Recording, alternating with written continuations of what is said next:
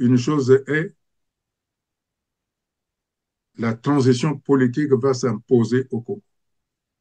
Parce que il nous faut mettre en place des partenariats ambitieux et dynamiques et respectueux.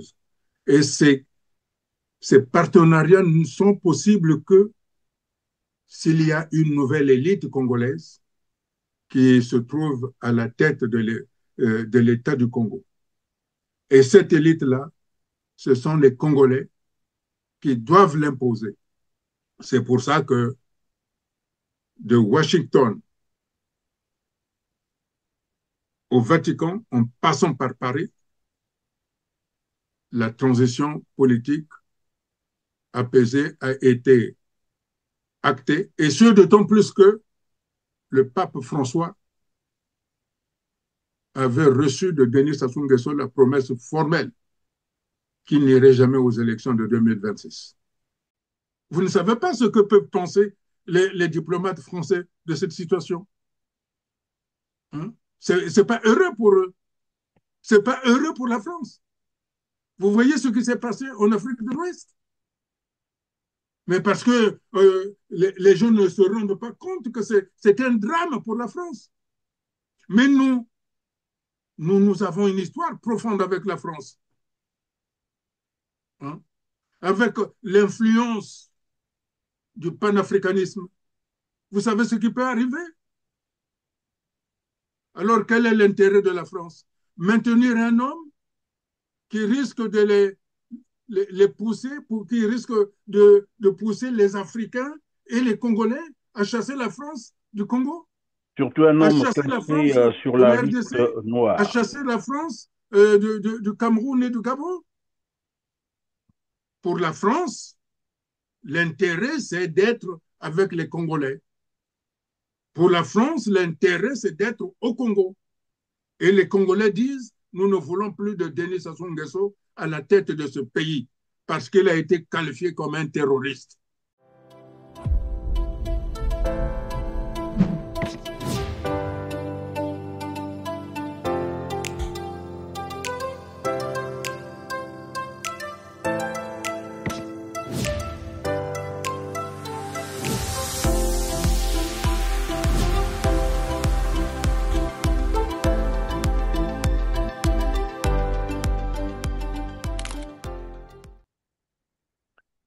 Mesdames, Messieurs, bonjour, ravi de vous retrouver sur R7. Comme vous le savez, depuis plusieurs années, les Congolais déplorent et dénoncent les pratiques mafieuses au sein des services de délivrance des passeports congolais devenus la propriété privée des membres du clan Sassou Nguesso, les distribuant aux étrangers moyennant de l'argent, des passeports qui parfois seraient utilisés à des fins criminelles. Ce désordre organisé au sommet de l'État congolais n'est pas resté sans conséquences graves et humiliantes au niveau international. Le coup près est tombé donc le jeudi 5 juin 2025 sans appel. Washington, vous le savez désormais, vient d'interdire l'accès sur son territoire des ressortissants du Congo-Brazzaville en cause des présomptions de financement du terrorisme par un réseau libanais constitué à Brazzaville. Le gouvernement congolais, de son côté, dit être surpris de cette mesure, de cette décision. A réagi donc son porte-parole Thierry Mungala, que je vous propose de suivre avant de vous présenter notre invité. Suivez. Nous nous sommes, comme vous, levés avec cette nouvelle relayée par des médias internationaux et par les réseaux sociaux.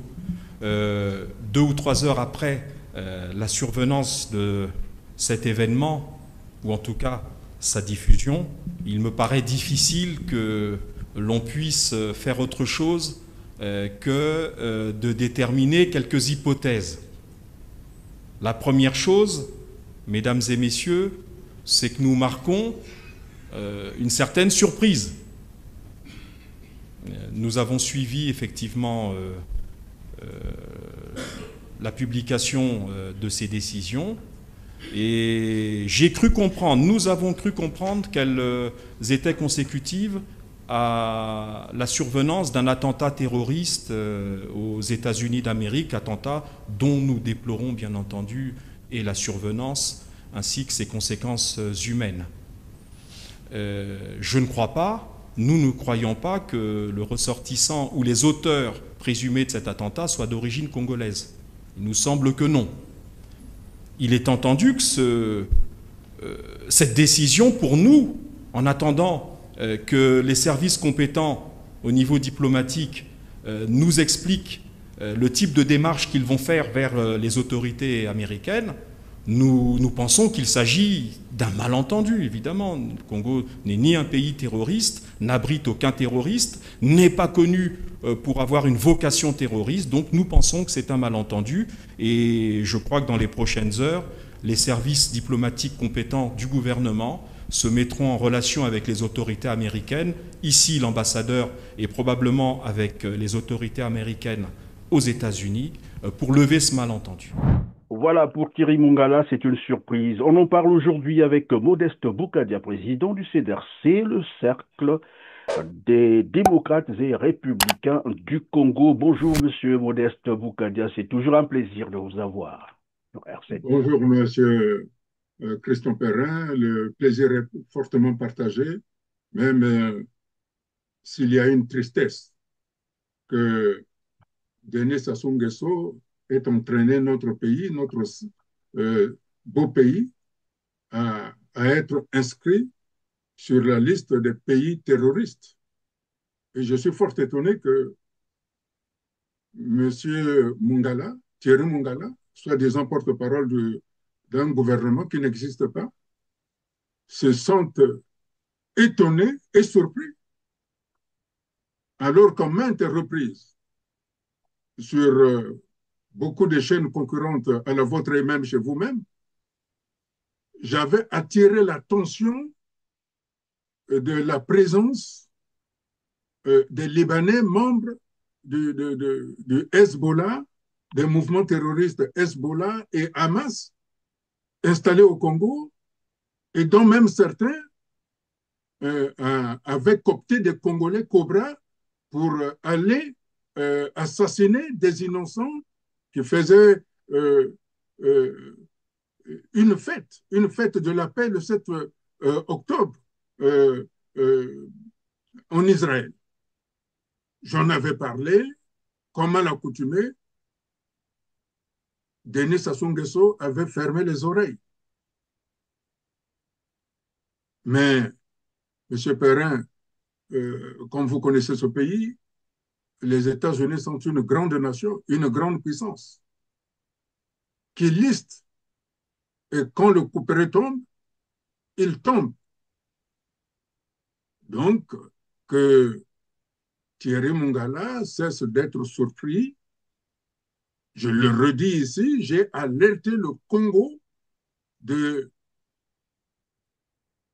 ces relations, de ces connexions mafieuses avec les Libanais installés au Congo-Brazzaville.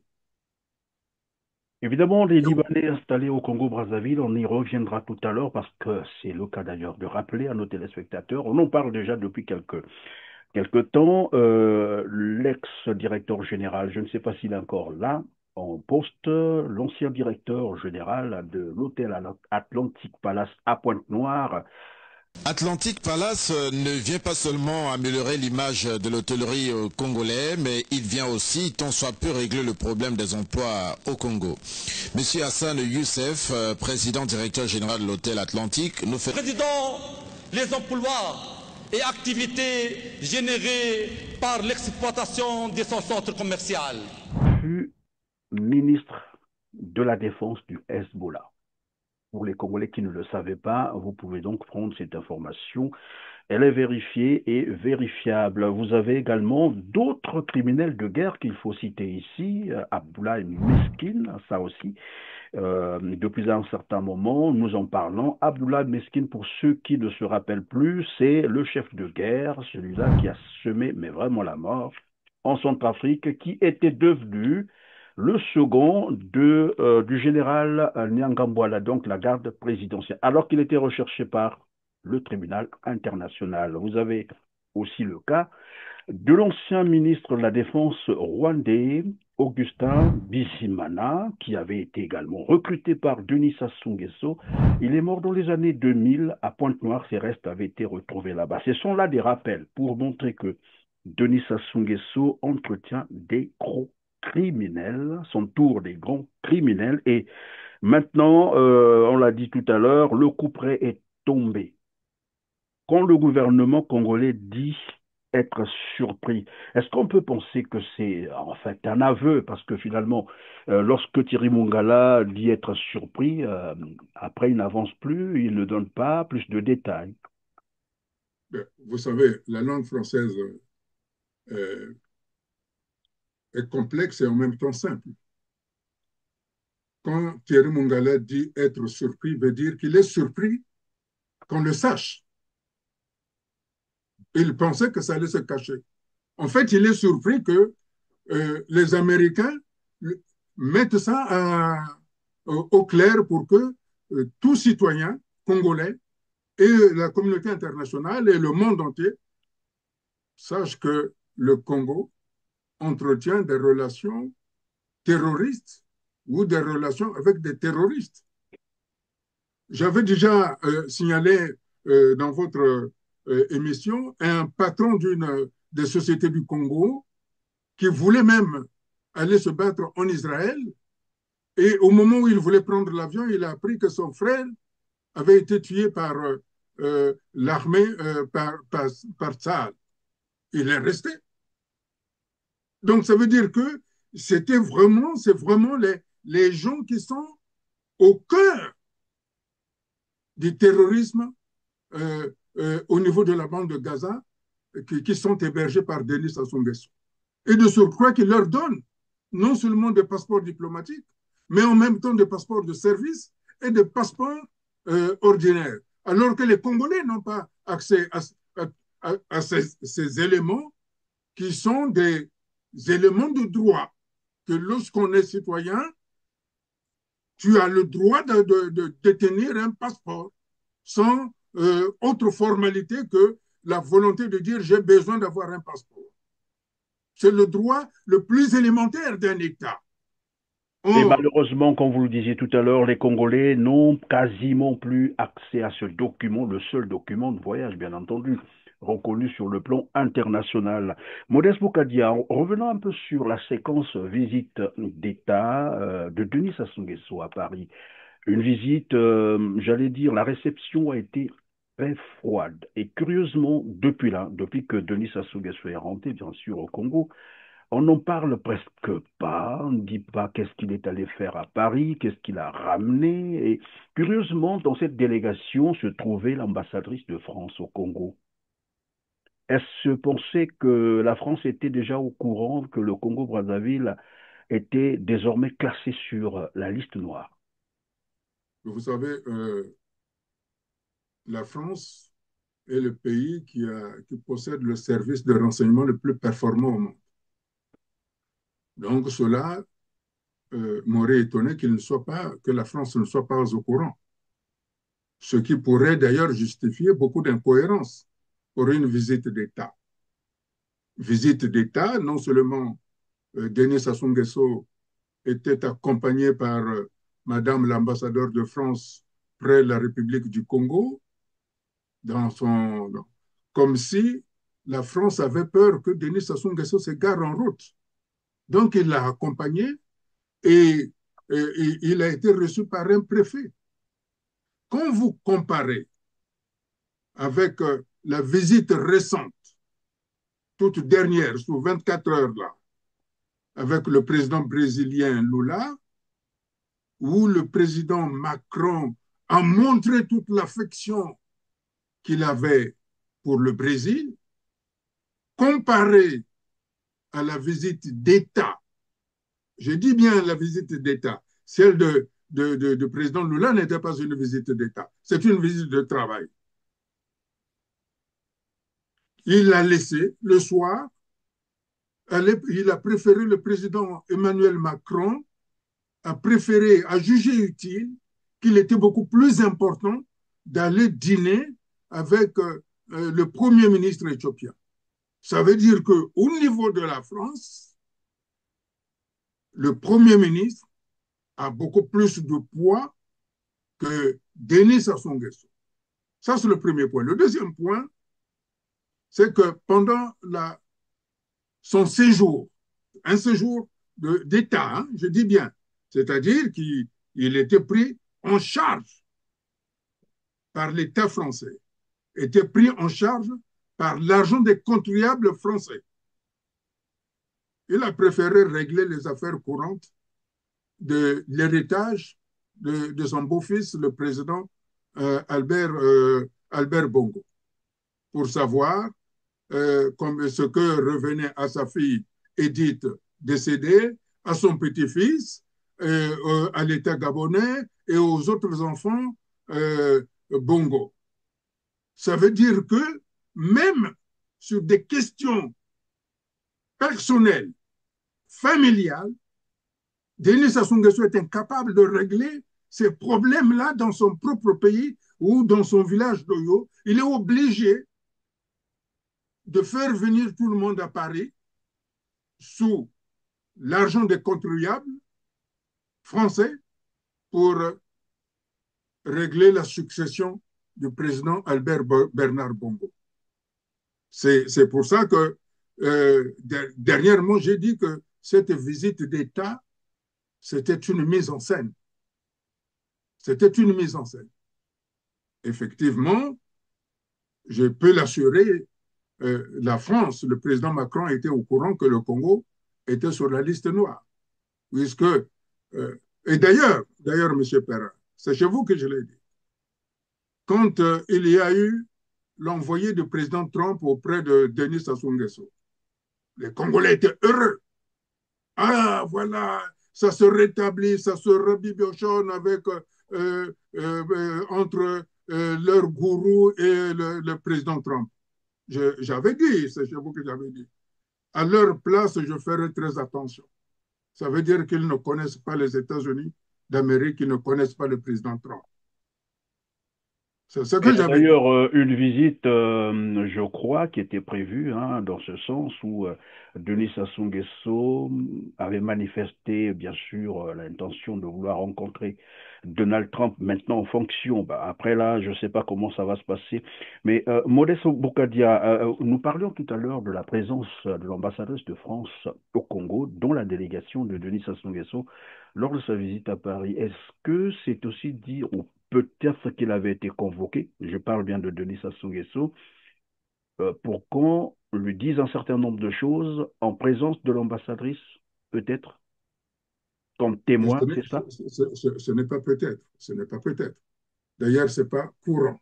Il faut que les Congolais qui ont l'habitude de ne pas comprendre les choses, de ne pas analyser les signes. Madame l'ambassadeur de France au Congo représente la France au Congo.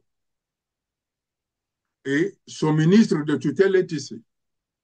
Parce que quand elle est au Congo, elle représente le ministre des Affaires étrangères français et elle représente le gouvernement français et le chef de l'État français. Donc, il n'y avait pas lieu qu'elle l'accompagne, puisque ces autorités de tutelle étaient sur place. Moi, je pense qu'elle l'a accompagnée pour que Denis Sassou Nguesso ne se gare pas en cours de route. Il est bien donc arrivé. Et de là, on lui a dit certaines vérités. Des vérités que j'ai déjà dites ici, de ce qui s'était passé lors de la cérémonie de l'ouverture de la résurrection de Notre-Dame, de l'église Notre-Dame à Paris, au mois de décembre 2024. Le président Trump, alors président élu, avait manifesté le désir auprès du président Macron que Denis Sassou Nguesso devait partir. Et lui-même, le président Macron, l'avait spécifiquement dit à Denis Sassou Nguesso en lui posant un certain nombre de questions, dont le pourquoi il y a autant de morts dans un pays où il n'y a presque personne pour ce pays, parce que nous sommes moins de 5 millions, M. Père. Donc, il n'y a personne au Congo. D'une part, et d'autre part, il lui avait demandé si au Congo, il y avait des hommes ou des animaux qui vivaient là-bas. C'est une question qui lui était posée. Et je cite, j'ouvre une fenêtre où vous allez discuter avec votre opposant et l'opposition pour trouver les voies et moyens pour bien gouverner votre pays. Je vous ouvre une fenêtre. Il est parti, j'en ai fait l'écho. Denis Sassou Nguesso a son habitude à manipuler pour faire sortir M. Frédéric Binsangou comme étant un candidat. Sur ce, le président Macron, voyant le danger, avait dépêché l'ambassadeur auprès d'Isidore Mfouba, qui est le président du Sénat, le président de son Assemblée nationale, en lui disant clairement que cette fois-ci, la France ne va pas vous cacher, vous n'allez pas vous cacher derrière la France. Et à ce moment-là, Isidore Mfouba avait rétorqué, je cite, ce n'est pas moi que vous avez placé au pouvoir. Vous comprenez? Donc, comme il n'a pas compris, et entre-temps, le président Trump lui a renvoyé un délégué à Brazzaville pour lui dire que ce n'était pas cela qui était convenu à Paris. Ce qui était convenu à Paris, c'est de trouver les voies et moyens pour gouverner au mieux votre pays. En langage non diplomatique, on ne veut pas vous pousser de manière brutale dehors, mettons en place une transition politique apaisée. Sur ce, le président Trump a resignifié au président Macron. C'est ainsi que lorsqu'il est venu, le président Macron, en présence de Madame l'ambassadeur, a signifié à Denis Sassou Nguesso que les élections de 2026 n'étaient pas à l'ordre du jour. Ce qui était à l'ordre du jour, c'est la transition politique apaisée. Et que, d'ailleurs, c'est chez vous que j'ai dit. Et vous l'avez sous-titré, j'ai dit ceci, il revient à Denis Sassou Nguesso de savoir par quelle méthode il doit sortir. Oui, mais si on peut rester un instant à ce niveau-là, Monsieur Modeste Boukadia, vous avez dit tout à l'heure qu'il a été dit, hein, de vive voix, ce que j'ai cru comprendre, à Denis Sassou Nguesso que l'élection présidentielle de 2026 n'est pas à l'ordre. Et nous lisions d'ailleurs dernièrement sur un magazine, c'est Afrique Éducation, je ne sais pas si vous avez pris connaissance de cet article qui disait que Denis Sassou Nguesso avait été enjoint d'organiser une transition. Bon, lorsqu'on recoupe les informations, vous dites l'élection présidentielle 2026 n'est pas à l'ordre. Il lui a été assommé d'organiser une transition. Bon, après, on se poserait la question de savoir organiser une transition avec qui, c'est-à-dire toujours Denis Sassou Nguesso à la tête, ou bien lui parti, et puis bon, je ne sais pas comment ça va se passer, puisqu'apparemment là vous venez de le rappeler que l'élection présidentielle n'est pas alors bon. C'est vrai que sur place, hein, à Brazzaville, on voit toujours des mouvements du Parti congolais du travail qui s'agitent sur le terrain pour faire battre campagne, organiser leur, je crois, congrès qui interviendra d'ici là. Comme quoi, et j'ai suivi aussi, il y a une réunion je crois, du bureau politique du Parti congolais du travail, que j'aime appeler une association des criminels, c'est le cas de le dire, parler toujours, insister sur les élections présidentielles de 2026. D'un côté, on nous parle de cette injonction qui avait été faite à Denis Sassou Nguesso d'organiser une transition. Vous nous rappelez que il lui a été dit que l'élection présidentielle 2026, ce n'est pas à l'ordre. Et vous, comment vous vivez ça? Comment vous percevez ça? Comment ça va se passer concrètement? Vous savez, bon, moi je suis un démocrate. Je suis un démocrate, je suis un républicain. j'ai toujours proposé aux Congolais de trouver une voie pacifique par la négociation. J'ai toujours dit que l'homme politique fait des propositions politiques. Les juges, les avocats, les magistrats font leur travail beaucoup plus tard, après que le politique ait acté des décisions, puisque c'est le politique qui prend la loi par laquelle les, les magistrats, les avocats agissent sur la justice. Donc j'ai toujours pensé, et c'est ce que j'ai redit, que moi je tiens à l'union nationale. Je tiens à l'union nationale et que le problème dramatique du Congo, c'est la division qui a été orchestrée par Denis Sassou Nguesso à travers le tribalisme. Non seulement au niveau du sud, mais même au niveau du nord. Regardez si vous voyez bien ce que j'appelle la milice officielle sous le label Forces armées congolaises. Il y a combien de généraux en provenance de Kouyou, de Kouyou-Gombe? Il y en a combien? Zéro.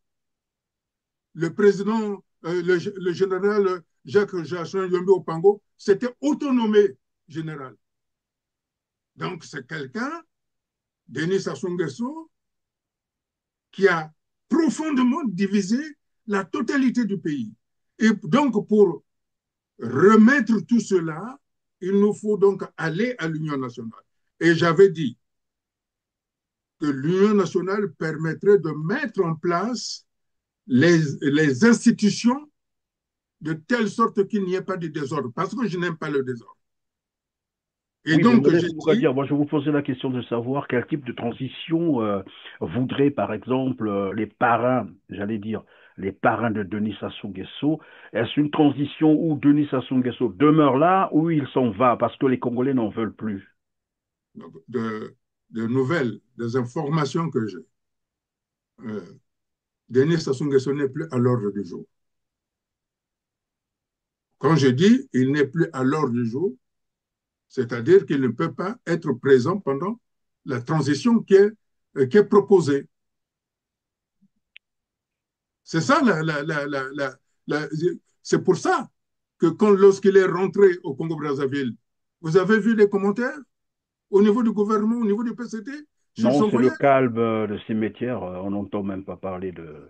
parce que on lui a signifié qu'il était temps de sortir, je cite expressément, il va de votre, cela dépend de vous, de la manière dont vous allez sortir pour que vous soyez encore présent. C'est ce que j'avais dit la dernière fois. J'ai fait une tribune, j'ai écrit une tribune, j'ai dit qu'il y a le cas du Chili avec Pinochet qui est mort dans son lit. Et j'avais même dit que Denis Sassou Nguesso pouvait se promener. Et j'ajoute même aujourd'hui que je peux lui laisser la liberté de son agenda hebdomadaire qu'il aime. Mais il faut qu'il choisisse clairement la manière par laquelle il doit partir. Une La façon de dire France, que son départ la, est acté, c'est ça, avec tous les éléments qui se précipitent. Tout à l'heure, nous parlions d'ailleurs de cette décision de Washington d'interdire d'accès aux États-Unis à des ressortissants congolais. Nous avons eu la visite donc à Paris de Denis Sassou Nguesso qui a mal tourné, qui a été un fiasco, c'est le cas de le dire, où il lui a été enjoint, voilà, d'organiser la transition. Et la fois dernière, vous le disiez d'ailleurs sur ce même plateau, que son départ est acté. Et si jamais ils sont têtés. non, ça m'étonne, vous savez. Il avait l'habitude de dire, tout ce que je fais, c'est la France qui me le demande. Là, la France lui demande de ne pas aller aux élections. Là, la France lui dit de mettre en place une transition politique apaisée. Pourquoi je dis qu'il avait l'habitude de se vanter que tout ce qu'il faisait, c'est la France qui lui posait cette question, qui lui demandait de faire tout ça. J'avais dit un certain nombre de choses.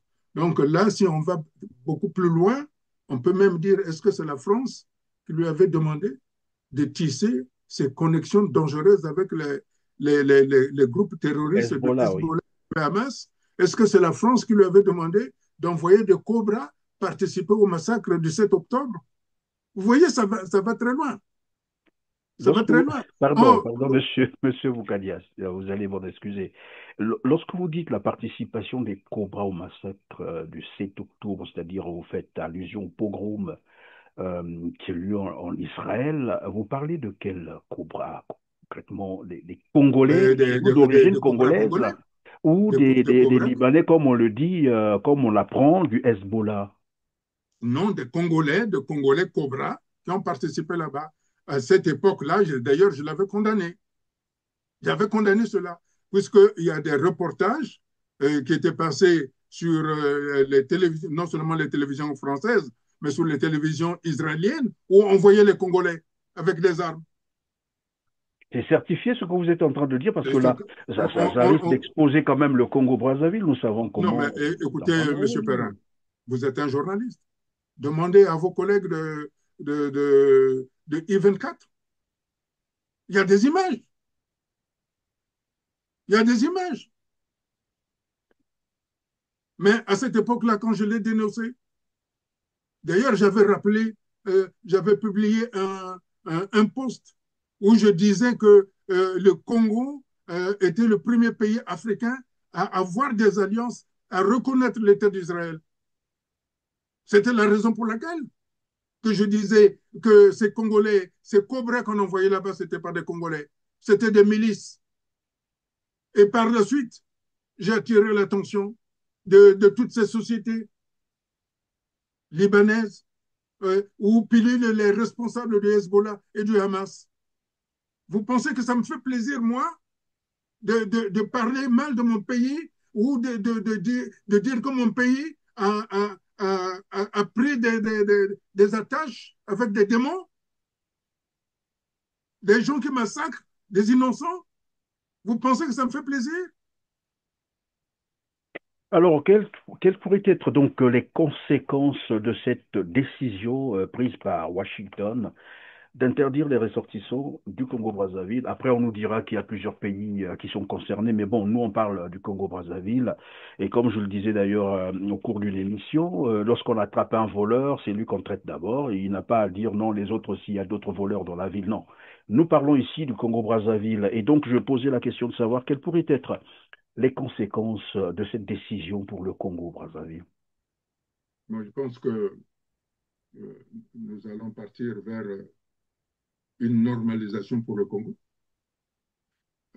C'est-à-dire que Denis Sassou Nguesso, tel que c'est acté, et je le redis que c'est acté, que ce soit au niveau du Quai d'Orsay, que ce soit au niveau de l'Élysée, des groupes de travail sont déjà en train de négocier de la manière la plus euh, euh, paisible possible. C'est pour ça que je redis, je dis aux ressortissants, à mes compatriotes du Nord, qu'il est temps aujourd'hui de penser au Congo de demain. Le Congo, même si Sassou Nguesso vous a donné, vous a fabriqué, vous a donné des honneurs, il vous a manipulé, il s'est servi de vous. Aujourd'hui, il est temps de penser les plaies et de penser à la République. C'est-à-dire qu'il revient à mes compatriotes du Nord. Je suis fondamentalement engagé à créer l'Union nationale. C'est cette Union nationale-là qui doit nous donner la force demain pour que nous établissions des relations diplomatiques apaisées avec la France. Parce que là aussi, il y a eu des malentendus. Denis Sassou Nguesso a menti en disant que si vous mettez un homme du Sud, vous n'aurez plus vos intérêts sauvegardés au Congo. Ce qui est faux. C'est un mensonge. Parce que ce n'est pas parce que certains Congolais veulent une gestion saine du pays qu'on empêche les autres partenaires de venir faire leur business. Mais de toute façon, personne n'est indispensable sur Terre, hein. Tout le monde passera parce que on ne peut pas dire c'est Denis Sassou Nguesso qui va garantir toute la vie, j'allais dire, à l'éternité de nos compatriotes qui sont de la partie septentrionale. Donc je redis ceci, M. Père. Je vous en prie, oui. Denis Sassou Nguesso, pour l'intérêt de la France, je dis bien pour l'intérêt de la France, parce que nous sommes dans une nouvelle ère, une nouvelle géopolitique qui s'est installée avec la guerre commerciale qui fait rage et que la France a besoin de rester en Afrique centrale.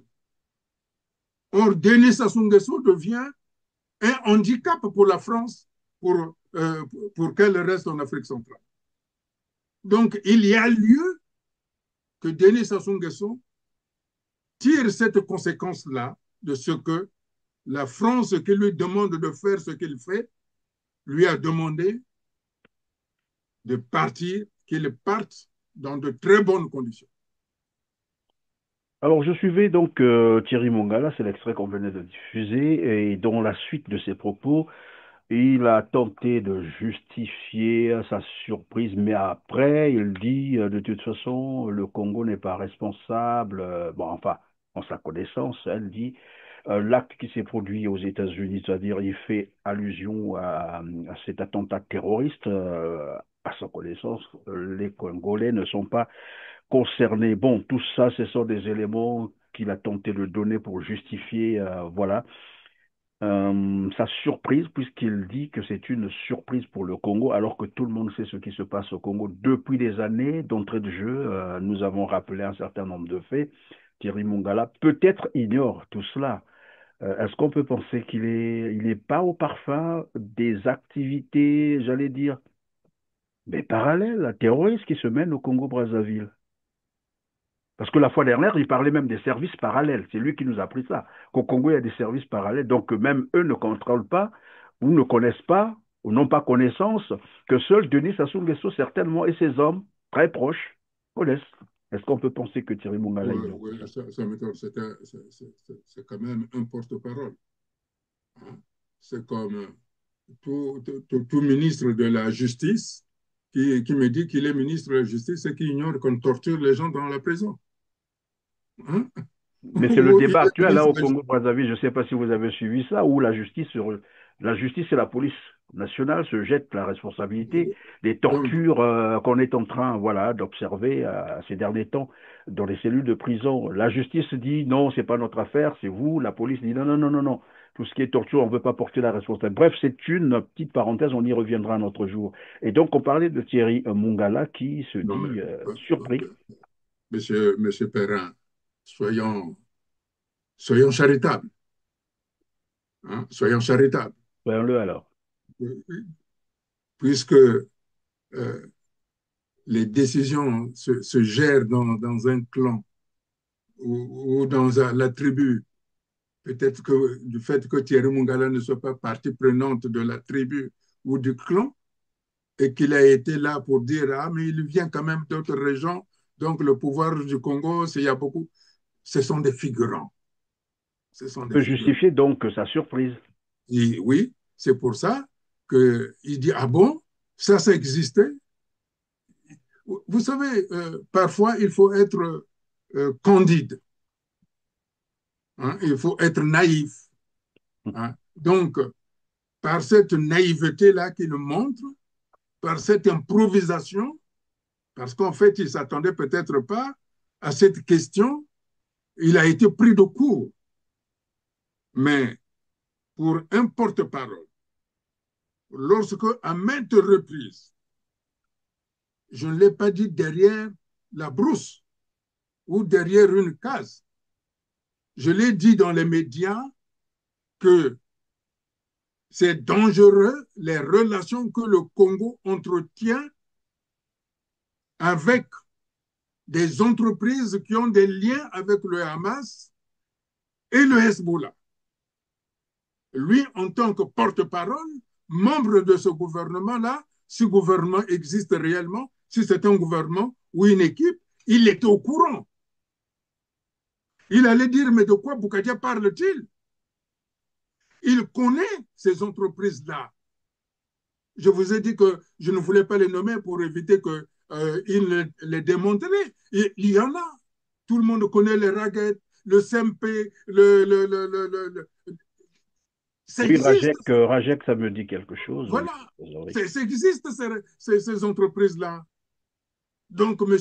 Mungala ne peut pas dire décemment, mentir devant la communauté et devant la télévision France 24 qu'il n'était pas au courant, que c'est une surprise.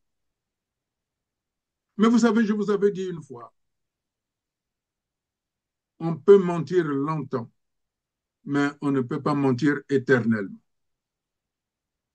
Les États-Unis, comme je l'ai dit tantôt, a une mémoire.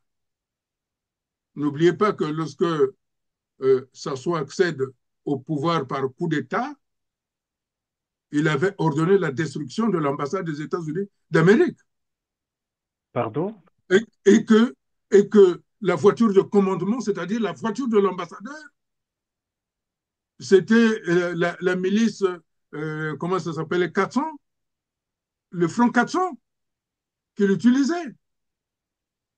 Si les Africains, en particulier les Congolais, n'ont pas la mémoire, mais les pays comme la France, les pays comme les États-Unis, les pays comme la Russie ou la Chine ou l'Allemagne ou Israël, ils ont de la mémoire. Ils ont de la mémoire, ces pays-là. Donc, quand vous créez une situation aujourd'hui, ce n'est pas aujourd'hui que vous allez, qu'on va vous mettre à l'index. Ça veut dire que les relations hypocrites qu'il y avait ne sont plus à l'ordre du jour avec les États-Unis.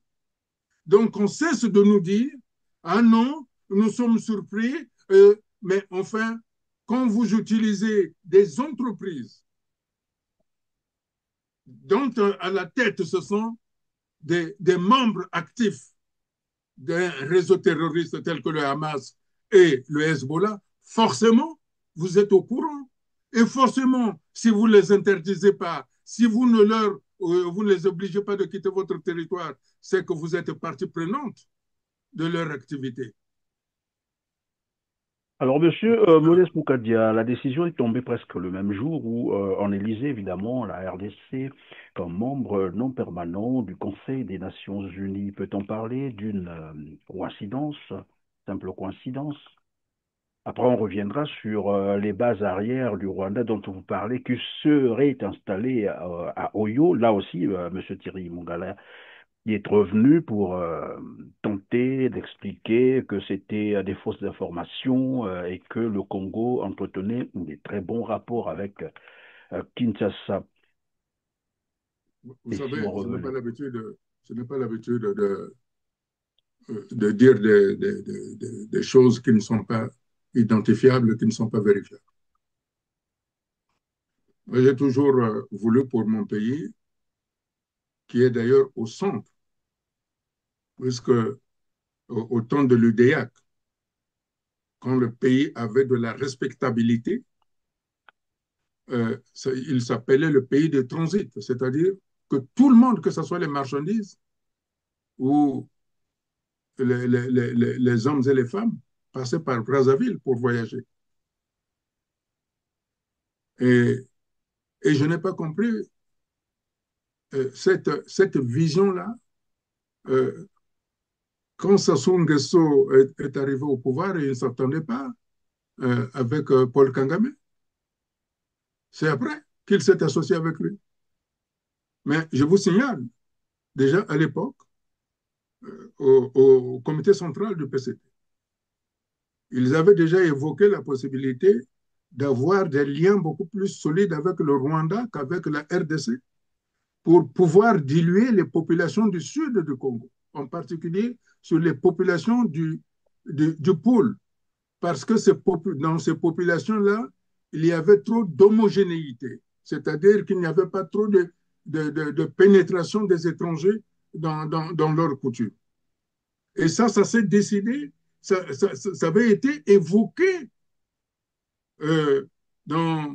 au cours des réunions du comité central de PCT, dans lequel, au cas où les gens ne savent pas, Pascal Tati Mabiala était membre. Et ce jour-là, Tati Mabiala était là. Ça veut dire que Tati Mabiala était de ceux qui pensaient qu'il fallait dissoudre, diluer. Et vous savez, en termes français, quand vous diluez quelque chose, ça veut dire vous épurez. Oui, vous créez une autre espèce, voilà. Donc, ça veut dire que l'intention de Denis Sassou Nguesso était bien l'épuration de la population du pôle. Donc, quand j'entends Anatole Collinet-Makossa qui avait écrit un livre qu'il n'y avait jamais eu d'épuration au Congo, oui. C'est que lui aussi, il est comme Thierry Mungala. Le génocide imaginaire, oui. Alors que c'était dans un organe officiel du pouvoir qui avait décidé cela. Et aujourd'hui, j'entends que comme les États-Unis d'Amérique sont en train de devenir un grand allié de la RDC et que Washington s'est interrogé avec des gros yeux en regardant au Yo ce qui s'est passé là-bas, ils ont commencé à dire « Ah non, les relations avec le Rwanda, on va les annuler parce qu'ils n'ont pas obéi à ceci ou à cela. » Vous voyez donc... Oui, mais pendant que vous parlez des accords entre le Congo, Brazzaville et le Rwanda, notamment sur l'affaire des terres qui a fait grand bruit, qui a fait couler tant d'encre que de salive, évidemment, Thierry Mungala y est revenu pour expliquer que tous ces accords avaient été finalement annulés le 8 décembre. C'est ce qu'il a dit, moi je l'ai suivi. Pour ceux qui voudront bien sûr en savoir un peu plus, il suffit de suivre la quinzaine, je crois, du 5 juin dernier, là. Mais j'invite les journalistes, je vous invite à faire aussi votre travail. La fameuse histoire des terres rwandaises, vous vous rappelez, la polémique, la salive, l'encre que tout cela a fait couler. Mais pourquoi vous ne vous êtes pas demandé quelle a été la suite? Pourquoi on n'en parle plus? Parce que tout simplement, le dossier est terminé. Pourquoi il est terminé? Le Premier ministre, dans ses communications diverses, vous avez dit ceci. Ce sont des autorisations provisoires, des autorisations fragiles qui dépendent de la réalisation par les entreprises rwandaises concernées d'un certain nombre de réalisations ou d'un certain nombre d'actes. Eh bien, on avait une date butoir qui était au 8 décembre. Ben, figurez-vous qu'au 8 décembre, n'ayant pas eu de retour positif ou en tout cas cohérent des entreprises concernées, le ministre d'État Mabiala, ministre des Affaires foncières, qui avait délivré au nom du gouvernement les autorisations, a informé les partenaires que c'était annulé. Mais c'est étonnant que vous n'en parliez plus. C'est étonnant. Et donc il dit que ces accords avaient été annulés et que le ministre des Affaires foncières, donc Pierre Mabiala, avait notifié cela à tous les partenaires, dit-il, le 8 décembre, jour bien sûr échu de ces accords. Or, curieusement, ce que Thierry Mungala n'a pas dit, ou afin de ne pas dire, c'est que le 15 janvier 2025, je répète, le 15 janvier 2025, l'ancien ambassadeur rwandais Théoneste Mutinda Chaka, reçu en audience par Denis Sassou Nguesso, au sortir de cette audience, Mutinda Chaka a bien dit et déclaré qu'il venait là de conclure, de parler de la suite de ces accords et que la culture du Rissa devrait démarrer incessamment. Nous sommes le 15 janvier 2025. Après 4 ans d'exercice en République du Congo, l'ambassadeur du Rwanda est arrivé à la fin de sa mission. comme l'exigent les usages diplomatiques en pareilles circonstances, Théoneste Mutsenda Chiaka a fait le mercredi ses adieux au chef de l'État congolais Denis Sassou Nguesso. L'occasion a permis aux diplomates rwandais de faire le bilan de son passage en terre congolaise et partant de la coopération entre Kigali et Brazzaville. Pendant les 4 ans, les relations entre le Rwanda et le Congo sont vraiment excellentes. On a mis beaucoup d'efforts sur la diplomatie économique. On a parlé spécialement de 2 projets, qui sont en train d'être exécutés ici au Congo. Le parc industriel et commercial d'Omaruku. Je lui ai dit que ça avance très rapidement et que d'ici peu, il y aura des produits fabriqués ici au Congo, made in Congo, par la société de droit congolaise avec des capitaux rwandais, Mesfield. On a parlé aussi d'un projet très important pour le Congo qui va produire beaucoup d'emplois, le projet de la culture de ricin, pour faire l'huile de ricin et faire le biocarburant. C'est un projet que, encore une fois, Mesfield fait avec la société Eni. Nous allons commencer à cultiver d'ici peu à Obavir, dans la Bouenza, 3000 hectares, mais ça va continuer sur beaucoup d'hectares. Et nous allons aussi faire le ricin villageois là où la population congolaise va cultiver le ricin et nous allons signer un contrat d'achat de tout le ricin qu'ils vont produire. Et Thierry vient faire savoir aux Congolais que ces accords avaient été déjà annulés donc, en décembre 2024. C'est un gros mensonge qui ne peut même pas passer. Mais en plus, quand Thierry en parle, il ne cite pas, il ne donne pas les références du décret qui a fait annuler tous ces accords. Bon, à un moment donné, on se dit, ben, Thierry prend les Congolais pour les imbéciles. Hein, permettez-moi, le terme, il est tellement choquant. Mais Thierry Mongala prend les Congolais pour des naïfs, en réalité, donc des moutons qui ne comprennent rien. Bon, c'est un volet, juste une parenthèse. On revient donc sur les relations entre le Congo-Brazzaville et le Congo-Kinshasa. Vous étiez en train d'aborder, évidemment, voilà, la réaction de Thierry Mongala, qui a surpris d'ailleurs tout le monde, que tout d'un coup, qu'il commence à dire, voilà, les relations vont bon train, comme il a dit, alors qu'avant, ils n'ont pas voulu se prononcer là-dessus, pendant que les Congolais étaient en train, évidemment, ils avaient même appelé ça une polémique, c'est comme ça qu'ils ont qualifié ça, et comme ça, sans qu'on lui pose la question, lui-même s'est mis à se justifier, et cela a surpris tout le monde. Vous savez, Monsieur Perrin, cette question des terres du Rwanda, que le Rwanda voulait faire même pas sur les terres du Congo. Vous vous souvenez, j'avais mis en garde Paul Kagame ici et le Rwanda. Et je vous avais dit que Kigali m'avait appelé en me disant, c'est votre président qui ment. Mais je reviens, puisque les Congolais, apparemment, il faut répéter les choses plusieurs fois pour qu'ils intègrent. Je reviens sur ce que le président Trump avait dit lors de la cérémonie de la résurrection de l'église de la cathédrale Notre-Dame de Paris au président français Emmanuel Macron. Je cite le président Trump. Il n'est pas question qu'on vende des terres parce que l'État n'est que postérieur aux propriétaires terriens. Il était question des terres que le Rwanda achetait au Congo et dont la France était au courant. C'est pour ça que le président Trump avait dit au président Macron qu'il n'est pas question que l'on vende des terres, puisque l'État n'est que postérieur aux propriétaires terriens. Je l'ai dit chez vous, M. Oui, vous l'avez dit au cours d'une apparemment, les Congolais ont des difficultés à reconnaître des choses que je dis. Oui, c'est parce que c'est Boukadia qui les dit. Ah non, il ne faut pas.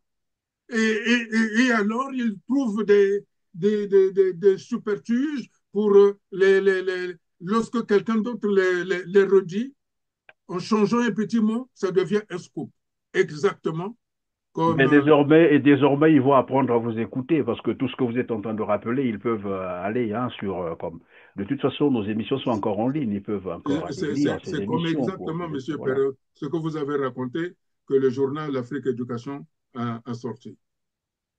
Il y a des Congolais qui se sont fait un malin plaisir à les ressortir, alors que c'est avec vous d'ailleurs que j'avais exposé tout cela. Et ils osent même dire, qui de Clément Mierassa ou du général Norbert Dabira chassera Sassou. Mais depuis quand le général Norbert Dabira s'est exprimé, il est en réserve, lui. Pourquoi il l'expose? Et depuis quand Clément Mirassa a parlé de voyage de Denis Sassou Nguesso en France? Moi, je pense que si on veut que la France nous respecte, surtout les respecte, c'est que quand ils donnent une information, ils doivent la donner sourcée. Là, on sait que ce sont des hommes qui parlent. Quand moi je donne une information, elle peut être validée par d'autres personnes. Parce que je ne suis pas habitué au langage de pionnier servir. Alors ceux des Congolais, qui ne voient pas que les Congolais qui sont sur place souffrent, ils doivent arrêter ce jeu-là parce qu'on leur donne 200 € par ici ou par là pour qu'ils racontent des histoires. Les Congolais du Congo ne veulent pas des élections présidentielles. Alors que ceux qui sont ici, la diaspora, cessent de surfer sur ça pour faire plaisir à des gens. Et donc, Monsieur Boukadia, vous dites il n'y aura pas d'élection 2026. C'est acté comme ça, il n'y aura pas d'élection. Écoutez, moi je vous redis clairement que la transition politique a été actée. Et je le redis de manière claire. Je vous regarde, Monsieur Perrin. Denis Sassou Nguesso a été conseillé de trouver les voies et moyens pour partir pacifiquement. C'est celui qui leur donne des conseils pour qu'ils agissent comme ça, qu'ils le lui disent. Donc, ce n'est pas moi. Ce n'est pas moi. Et d'une part, et d'autre part, la situation du pays, notamment avec la décision de Washington, il est difficile pour Denis Sassou Nguesso aujourd'hui de se présenter à une quelconque élection. Parce que ce dont on a besoin le Congo aujourd'hui, c'est la dynamique d'une jeunesse qui doit œuvrer pour pouvoir avoir des relations. Mais Denis Sassou Nguesso classé comme terroriste, il peut discuter avec Donald Trump? Non, mais évidemment, Denis, vous l'avez bien dit, parce que même s'il allait aux élections comme il a coutume de le faire, il faut encore s'autoproclamer. Au niveau diplomatique, évidemment, il y aura un handicap parce qu'il ne pourra plus se mouvoir. C'est la vérité. Donc, voilà, c'est pour ça que je dis, c'est pourquoi je dis, même pour la France elle-même. Vous ne savez pas ce que peuvent penser les diplomates français de cette situation. Hein? C'est pas heureux pour eux. C'est pas heureux pour la France. Vous voyez ce qui s'est passé en Afrique de l'Ouest. Mais parce que les gens ne se rendent pas compte que c'est un drame pour la France. Mais nous avons une histoire profonde avec la France. Hein? Avec l'influence du panafricanisme. Vous savez ce qui peut arriver?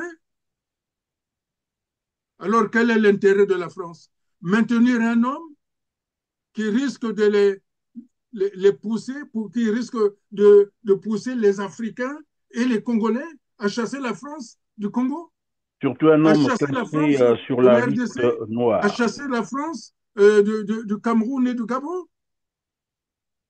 Pour la France, l'intérêt, c'est d'être avec les Congolais. Pour la France, l'intérêt, c'est d'être au Congo. Et les Congolais disent, nous ne voulons plus de Denis Sassou Nguesso à la tête de ce pays parce qu'il a été qualifié comme un terroriste. Bien voilà, Modeste Boukadia, je vais revenir sur une information que vous nous aviez donnée. C'était sur ce même plateau que Thierry Mongala a abordé également. C'est sur les bases arrière du Rwanda qui seraient installées à Oyo. On va écouter Thierry Mongala et on revient sur le plateau. On dit, on lit, nous serions une base arrière du Rwanda parce qu'il y aurait des armes qui viendraient. Bon. Écoutez, d'abord les événements se passent à l'est, et très loin, à des milliers de kilomètres. Deuxièmement, qu'est-ce qui amènerait notre pays à prendre pour un État à l'autre bout là-bas, soi-disant, parce que vraiment je tords le cou à cette rumeur, et en tout cas, j'ouvre et j'éventre le bois publiquement sans langue de bois. Si le Congo importait, même si c'est nuitamment, des armes qu'ensuite il s'agirait de faire traverser pour la RDC, pour on ne sait quel noir désir, tel noir objectif, je pense que les services de nos grands voisins, dont l'efficacité est connue, je peux vous en parler en tant qu'homme d'État, et je n'en dis pas plus, je crois qu'ils auraient l'information. Et aujourd'hui, vous auriez certainement, de la part du grand voisin, un certain nombre de mesures publiques pour nous accuser. Modeste Boukadia, pour Thierry Mongala, ça n'a jamais existé, ces bases, et c'est des fausses informations, c'est une instrumentalisation, voilà comment il qualifie ça, des réseaux sociaux. Alors que vous étiez affirmatif sur ce même plateau pour nous dire qu'il existerait. Vous savez, moi je n'ai pas fait l'école des informations en Union soviétique. J'avais dit clairement que le général Okoye n'avait pas le droit d'installer un QG de préparation d'une déstabilisation de la RDC, de Kinshasa. Et à cette époque, il y avait eu la présence de l'ancien président qui est aussi un ami, un parent, Joseph Kabila. Et lorsque cela est apparu, l'ancien président de RDC s'est déplacé. Mais auparavant, j'ai même attiré l'attention du général Okoye et donc sur votre plateau, j'ai également dit que les militaires congolais n'ont jamais fait de campagne. Ce sont des généraux parce qu'ils ont tué du Congolais. Ce sont des militaires qui ont des grades, des galons de généraux, de colonels, parce qu'ils ont tué des Congolais. Ils ne sont pas allés dans une campagne quelconque où ils ont fait la guerre, ils ont mérité ces galons-là.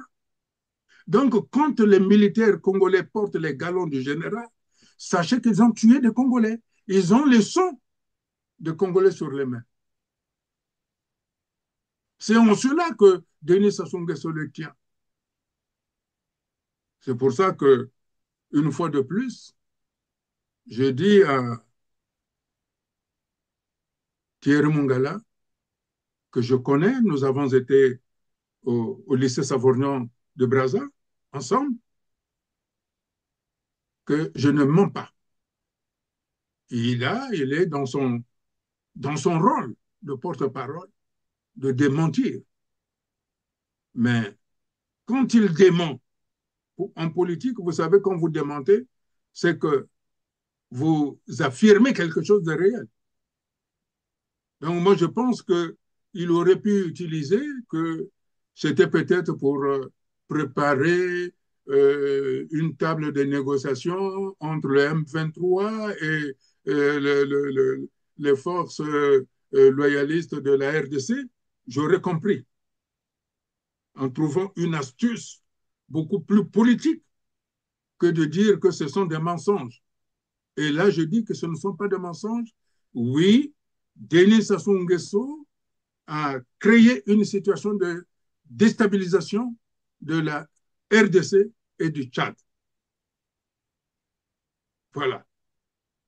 Ce sont des informations. Et même,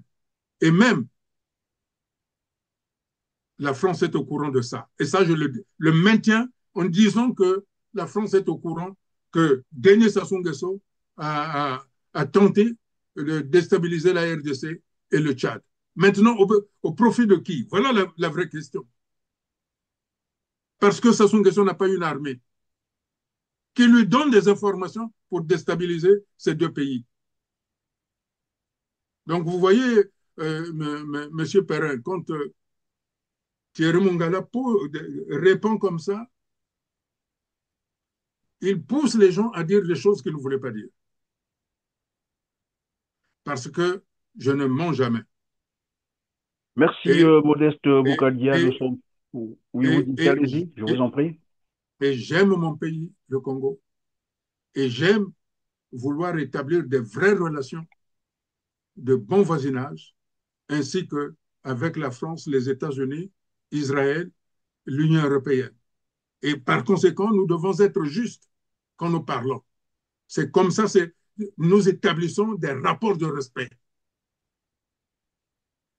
Tout à fait. Merci, Modeste Boukadia. Nous sommes à la fin de cette émission. Je vais vous faire réagir sur le cas Lassimwiti, qui n'a toujours pas encore trouvé de solution. Il va très mal, il est très mal en point, c'est le cas de le dire. Sa femme venait encore de lancer un appel au SOS de sorte à aider son mari à être évacué sanitairement, tenter de le sauver parce que, comme je l'ai dit, en tout cas, il va très mal, très mal. Et jusque-là, le gouvernement congolais n'a toujours pas réagi. Ce qui est curieux, c'est que lors de sa quinzaine, la dernière quinzaine, bien sûr, du 5 juin, Thierry Mongala n'a même pas abordé cette question, comme quoi l'État congolais est complice par son silence dans cette affaire. Vous savez, ayant connu ça, je ne peux pas dire le contraire. Hein. C'est quand il y a un silence, c'est un silence coupable. Et c'est une raison de plus que ce pouvoir doit partir. Comment va-t-il partir? C'est à Denis Sassou Nguesso de répondre à cette question. Et aussi, permettez-moi, je pose cette question à Denis Sassou Nguesso. Veut-il pour le Congo l'union nationale, oui ou non? Et merci, Monsieur Modeste Boukadia, d'avoir encore été avec nous sur R7, mais surtout d'avoir répondu à toutes nos questions et votre disponibilité. Grand merci. Merci, c'est à moi de vous remercier, M. Perrin, de me donner toujours la possibilité de rassurer les Congolais.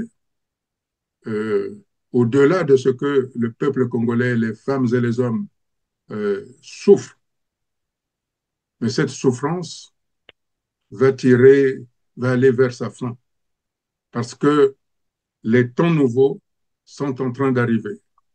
Ceci, ce ne sont pas des phrases lancées en l'air, mais il me faut des réserves quand j'annonce des choses. Une chose est, la transition politique va s'imposer au Congo, parce que il nous faut mettre en place des partenariats ambitieux et dynamiques et respectueux.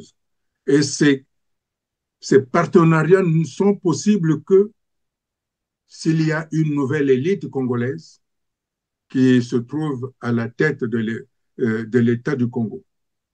Et cette élite-là, ce sont les Congolais qui doivent l'imposer. C'est pour ça que de Washington au Vatican, en passant par Paris,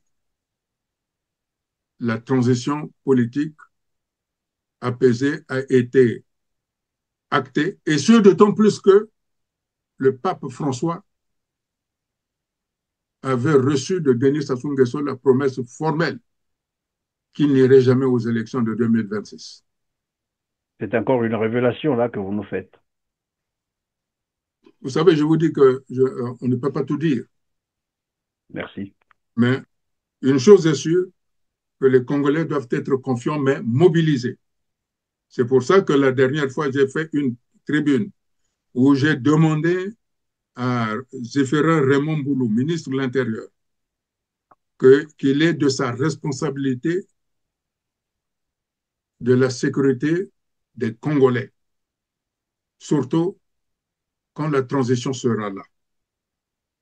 Si le Congolais veut aller à la transition et qu'il se lève, qu'il n'y ait aucun mort à déplorer. Parce que ce mort qui sera déploré sera sous la responsabilité de Raymond Zéphrin-Boulou, ministre de l'Intérieur, et du général Okoy, chef d'état-major des armées congolaises. Je les appelle comme ça parce que c'est leur nom.